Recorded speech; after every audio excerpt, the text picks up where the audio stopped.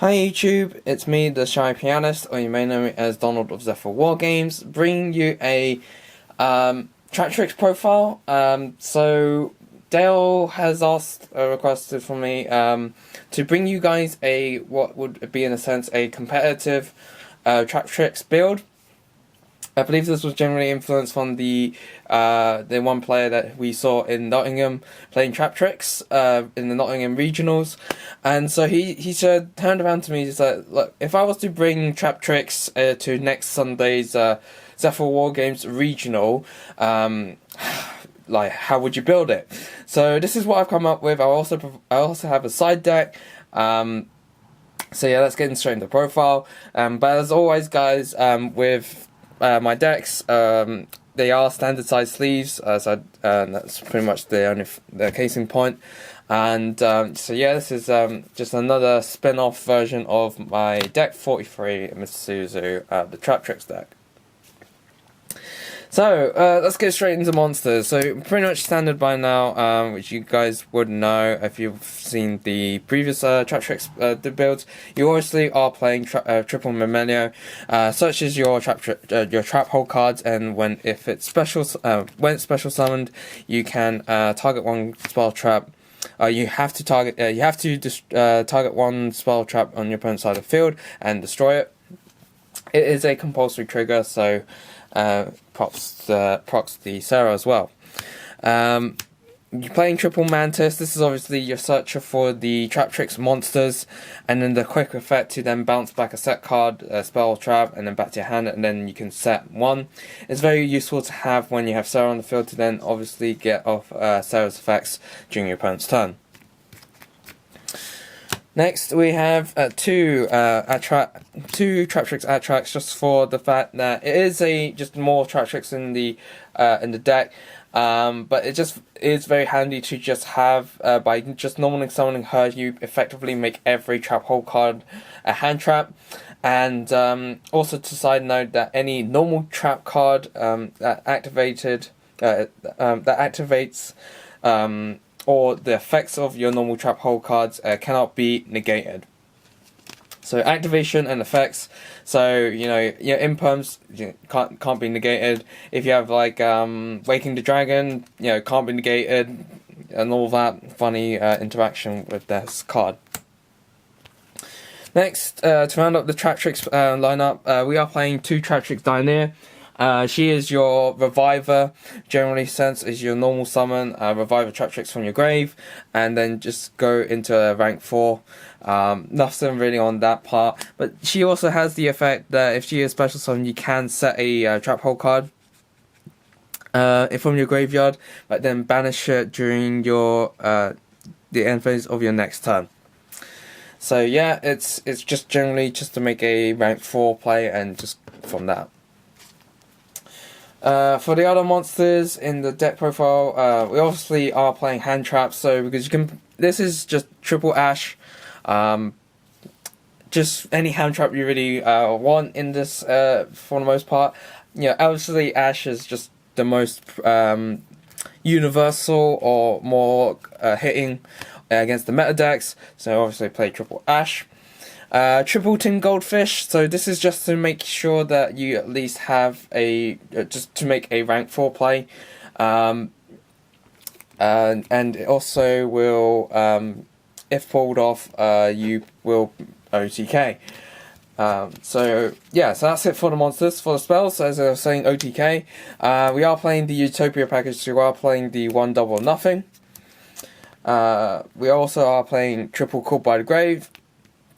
So going first, setting these do help to interrupt the Orcus, the Salads, just outright banishing them and then just negating the effects. But obviously just more for the fact that you just banish them outright from the grave. And to round out the spells, we are playing triple Cosmic Cyclone. It's just for the fact that, yes, you could probably play Heavy Storm Duster, because considering you are wanting to go first, But you know, you're not always guaranteed to be going first, so Cosmic Cyclone is just a great all-rounder. It's a 1-for-1 card, and it just gets rid of those pesky counter traps. And yeah, enough said on that. Onto the traps. For the trap hole lineup, we are playing triple bottomless. You know, obviously activate this when you're for Orcus. You know, hit the Galatea. Even if you know, like it's as soon as they make the Galatea, activate this. They can't recycle any of the banished Orcus cards. For Salad, you'll be wanting to try and hit either as soon as they go to Sunlight Wolf or even to Mirage. I actually wouldn't go to Mirage now. But you can also, I think you can ban you can activate this against Gazelle, because it is, I think, a 1500 attack. But yeah, generally just like I would probably suggest to hit like Sunlight Wolf, and obviously Thunder Dragons, like all like the fusions, and I think that yeah, well, it's Sky Striker. As soon as they go into the Link monster, like you will basically out the Link, and then Ray will trigger, but then you effectively have like you would probably go for the Kagari, so they can't recycle it. On other trap hole cards, these are going to be one-offs. So the one Floodgate, one Nightmare, and the one Traptrix. Now, reason for Traptrix, because Orcus like go into two monsters. As soon as they go into what's it? Is it any two cards effectively, and making sure that it's not a harp or even like Nightmare to start off with, then being able to interrupt just the two monsters is just good enough for the most part. If it does come down to it, as soon as they go to Galatea, you can just activate this, target your the Galatea, and assuming you do have your own monster, you know, destroy it. But otherwise, as soon as they have the Galatea and they use the Wonder Wand to recur back from the banish, activate this and then interrupt that play. For obviously Salamangreats, as soon as they go from they have their Baylinks, they have a second Salad, so before they go to Sunlight Wolf, activate this, interrupt that. So yeah, that's just for what it's there for. Nightmare. Now, I was considering to play this for instead of Time Space. The issue I had with Time Space was the fact that it just like wouldn't negate they would summon, and then if they had any on-play effects, then you wouldn't negate it. So Nightmare just helps to just negate those special summoned effectively any special summon monster, but you generally would go for the extra deck monsters for hits on that. And the Floodgate, we are, for most of the meta decks, we are like they are like Link variant based. So we're talking about like Salads, Orcus, even like Sky Striker. So Floodgate isn't as useful, but it just helps that, you know, you just gotta know when to hit it. For example, as soon as they get their monster and Orcus, then you just have to flip the Orcus monster face down. Salads, you can. I feel like against Salad, if they don't have an extra extender, as soon as they have that one Salad, and you just Floodgate it, they can't Link summon and then activate Gazelle in hand. They can't. They don't have a extender unless they have, like, for example, Will to then special summon. So yeah, that's why Floodgate is there as a one-off. But yeah, it just gives you options when you make into Rafflesia, and then you based on your judgment, activate whichever one from that part. We are obviously playing 3 triple impermanents. You're like really going first or second. It's just a great trap. We are playing triple Traptrix. I still am proxying this card. I still haven't got my playset. But yeah, to just be able to just banish and access impo is just great. And the bottomless, just for more copies effectively on that part. Counter traps, we're playing the one warning, the one strike, and we are playing the triple judgment. Now, judgment you might feel like is probably not necessarily needed, or you can go for some other trap. I generally feel judgment is just the one trap that just answers to anything, regardless, and it can just be more uses than one at times. So yeah, just triple judgment on that part.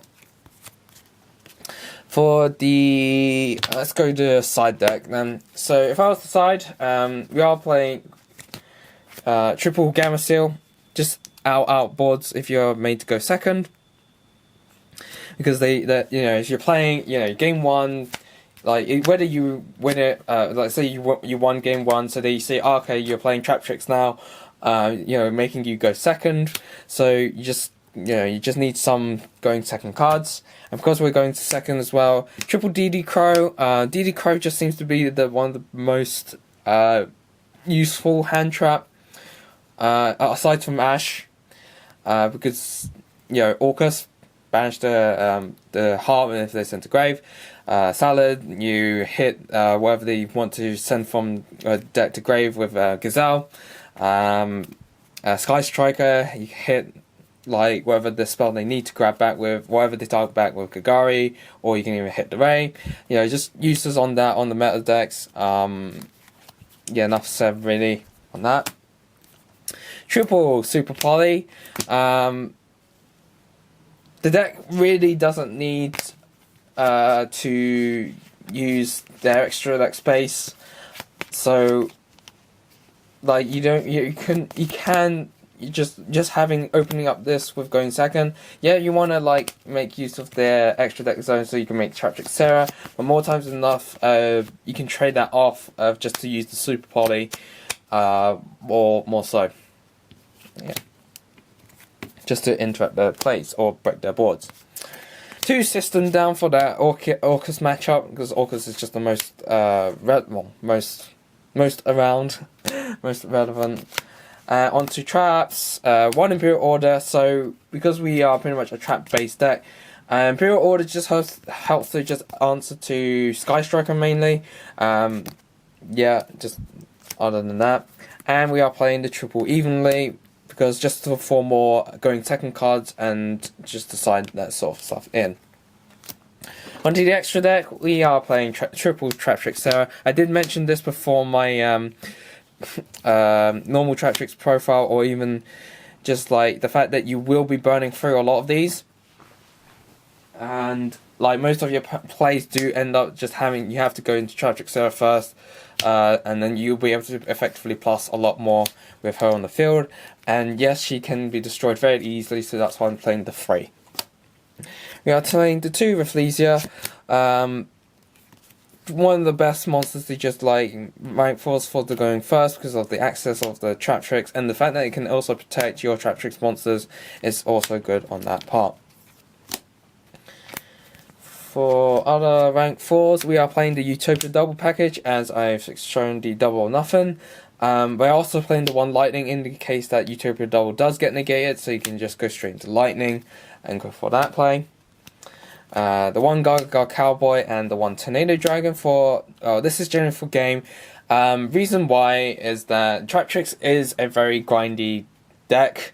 It just generally a lot of stun, so yeah, sometimes you might end up just having to go into game 3. And yes, it's as sad to me as the time rules are, you know, sometimes you just have to end games with just the Cowboy. Tornado Dragon just for more back row destruction on the part, for what the main deck lacks in. For fusion super body targets, as I showed earlier, we are playing the Mud Dragon, just for like general rogue.